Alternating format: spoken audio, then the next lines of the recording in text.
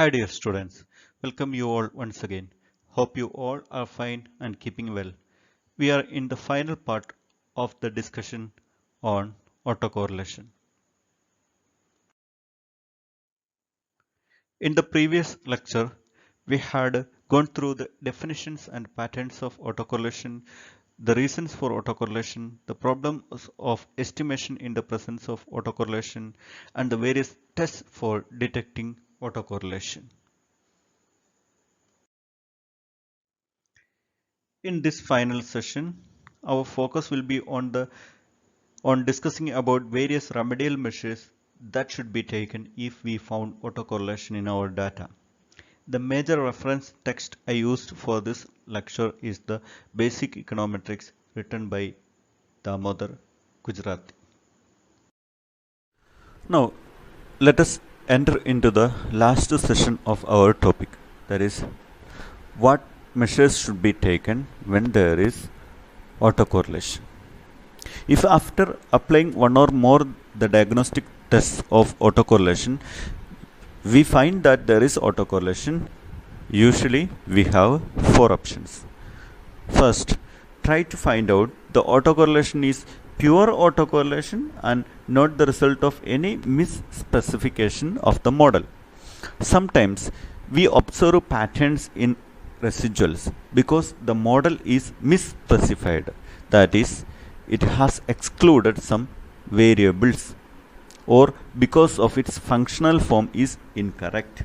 Please remember those things shared about this in the first part of this lecture.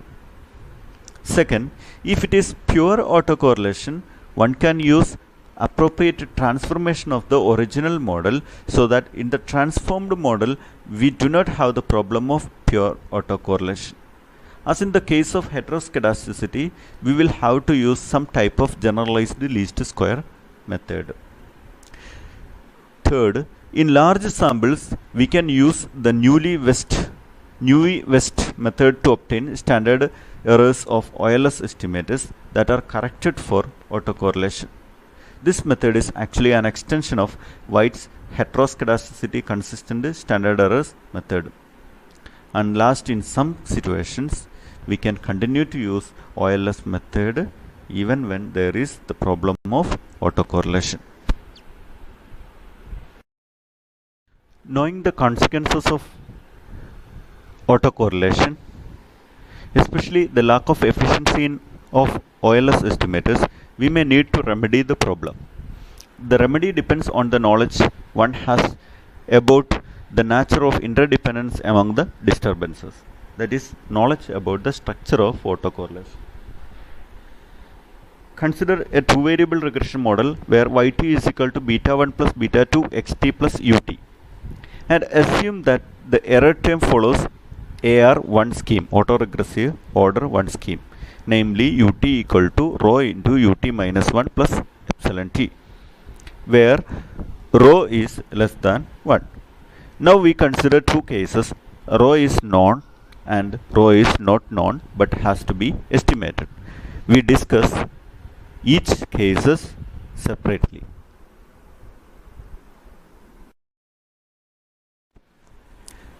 First, we have a case where rho is known. The autocorrelation coefficient is known. If the autocorrelation coefficient is known, the problem of autocorrelation can be easily solved. If yt is equal to beta1 plus beta2 xt plus ut holds true at time t, it also holds true at time t minus 1. Hence, let's write the expression for t minus 1 period as yt minus 1 is equal to beta1 plus beta2 x t minus 1 plus u t minus 1. Now we multiply this equation with rho on both sides. We obtain rho into yt minus 1 equal to rho into beta1 plus rho into beta2 into xt minus 1 plus rho into ut minus 1. Now this is the equation 3. Subtract this equation 3 from the first equation. We get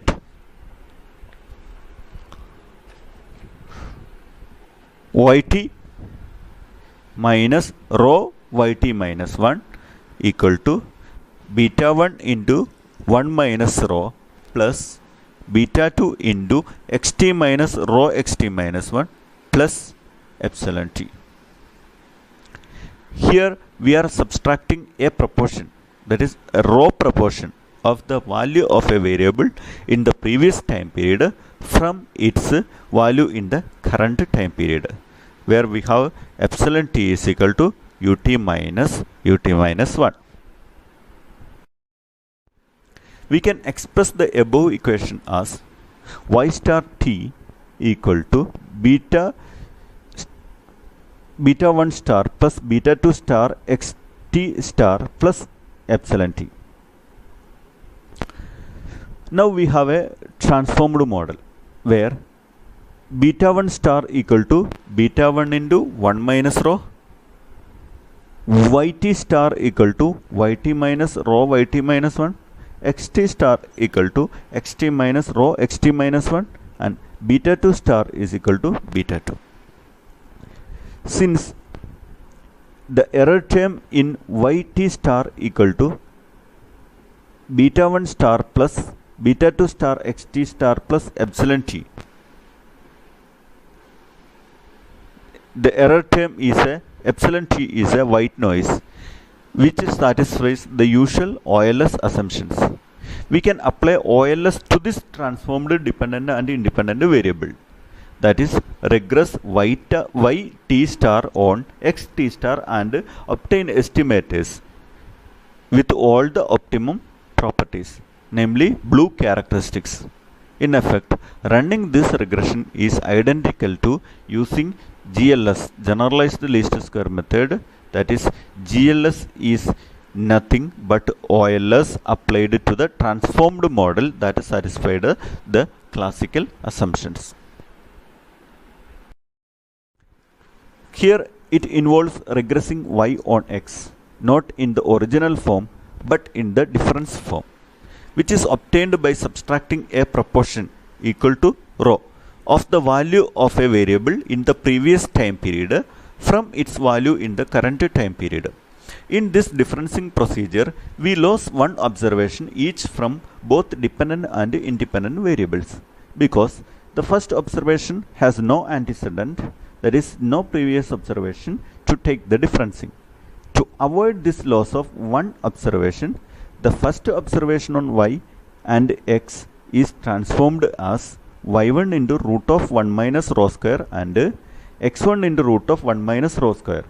This transformation is known as Price-Winston transformation, contributed by Sigbert Price and Christopher Winston in 1954. Generally, the method described above is difficult to implement because rho is rarely known in practice. Therefore, we need to find ways of estimating rho. Some of them can be discussed here. First method is the first difference method. Since rho lies between 0 and plus or minus 1, one could start from two extreme positions. At one extreme, one could assume that rho equal to 0. That is, there is no first order serial correlation. And at the other extreme, we could let that rho is equal to plus or minus 1. That is, perfect positive or negative correlation. As a matter of fact, when a regression is run, one generally assumes that there is no autocorrelation and then lets the Durbin, Watson or other test to show whether this assumption is justified. If, however, rho equal to plus or minus 1, rho equal to plus 1, the generalized difference equation yt minus rho yt minus 1 equal to beta 1 into 1 minus rho plus beta 2 into xt minus rho xt minus 1 plus epsilon t reduces to the first difference equation, that is yt minus 1 equal to beta 2 into xt minus 1 plus ut minus 1. Or we can write in difference form, delta yt is equal to beta 2 delta xt plus epsilon t. where delta is the first difference operator introduced in. Since the error term in the above equation is free from first order serial correlation, to run the regression, that is delta yt equal to beta to delta xt plus epsilon t, all one has to do is to form the first differences of both the regressants and regressors and run the regression on these first differences. The first difference transformation may be appropriate if the coefficient of autocorrelation is very high, say in excess of 0.8, or the Durbin-Watson D is quite low. Madala has proposed a rule of thumb. Use the first difference form whenever D is less than R square. The first difference transformation may be appropriate is if rho is high or D is low. Strictly speaking, the first difference transformation is valid only if rho is equal to 1. There is a test called Barenblatt-Webb test to test the hypothesis that rho equal to 1. The test statistics obtained from this test is called G statistic, which is defined residual sum of squares of the first difference model divided by residual sum of squares of the original model, where UT are the OLS residual from the original regression or level form regression, epsilon t are the OLS residuals from the first difference regression. Keep in mind that there is no intercept in the first difference form. To test the significance of the G statistics, assuming that the level form regression, that is the original regression, contains the intercept term, we can use the Durbin-Watson tables. One major difference is that now the null hypothesis is rho equal to 1. In Durbin-Watson hypothesis, we have seen that the null hypothesis is rho equal to 0. If we cannot use the first difference transformation because rho is not sufficiently close to unity, then what should we do? We have an easy method of estimating it from the relationship between D and rho established as follows. That is, rho hat approximately equal to 1 minus D by 2. Thus, that is, cases involving reasonably large samples, we can obtain the rho from the above equation and use it to transform the data into the generalized difference equation. But the difference between rho and D given may not hold true in small samples. If the AR1 scheme, that is ut equal to rho ut minus 1 plus epsilon t is valid, a simple way to estimate rho is to regress the residuals u hat t on u hat t minus 1. For the u hat t are consistent estimators of the true ut, that is, we run the following regression u hat t equal to rho into u hat t minus 1 plus vt, where u hat t are the residuals obtained from the original or level form regression and vt are the error term of this regression. Since the rho estimated by this procedure is about the same as estimated by the Durbin-Watson D, the regression result using this rho should not be very different from those obtained from the rho estimated from the Durbin-Watson D.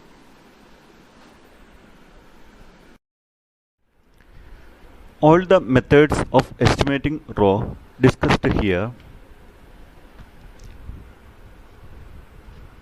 provide us with only a single estimate of rho.